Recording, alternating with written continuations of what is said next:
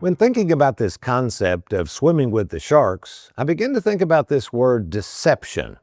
It's an interesting concept and one defined by Webster's as follows: the act of causing someone to accept as true or valid what is false or invalid.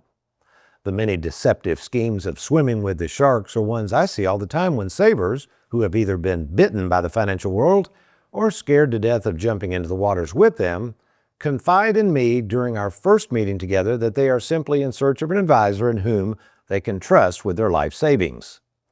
The Bible speaks of this concept of being deceived by a world full of sharks, where in Galatians chapter 6, beginning in verse 3, the Apostle Paul sums it up this way: do not be deceived.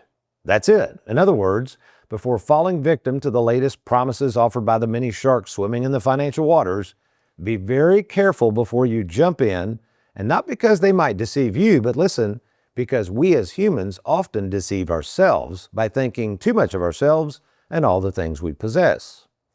To be perfectly honest with you, this is my greatest fear. This idea that what I've accomplished is solely based on my efforts and reportedly good looks.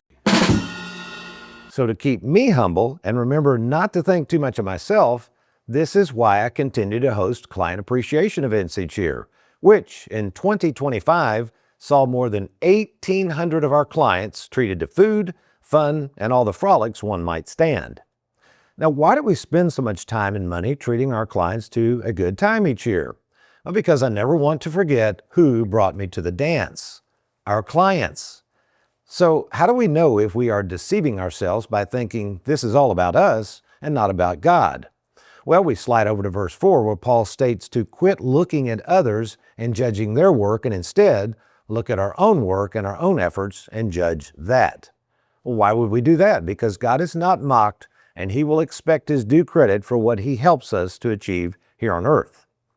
This understanding of God's grace and Him giving us the ability to do what we do creates humility, and in my personal case, the energy to press on and to try to find more and more savers that we can help. And take note of verse 7. It says, do not be deceived, but we must still work and work hard at whatever we wish to accomplish. This is what's called the sowing part, and we are to sow, hopefully one day, so that we shall reap. This sowing and reaping requires faith, because sowing and reaping does not happen at the same time. The sowing must always precede the reaping, and in the end, we must give God the credit for both.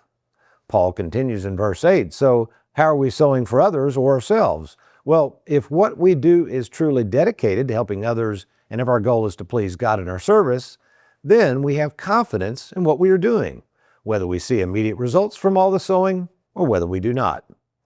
You know, as I think about the grace of God and all that He provides, I'm humbled by it all and reminded of what the late great John Newton had to say about his walk with the Lord, and not thinking too much of himself, where Newton says the following: I'm not what I ought to be. I'm not what I want to be. I'm not what I hope to be in another world, but still, I'm not what I once used to be. And by the grace of God, I am what I am. Which leads us to verse 9, and one, quite frankly, I cling to as I continue to work hard to reach more and more savers and hopefully take care of their money to the best of my company's ability, where Paul says the following: do not lose heart in doing good.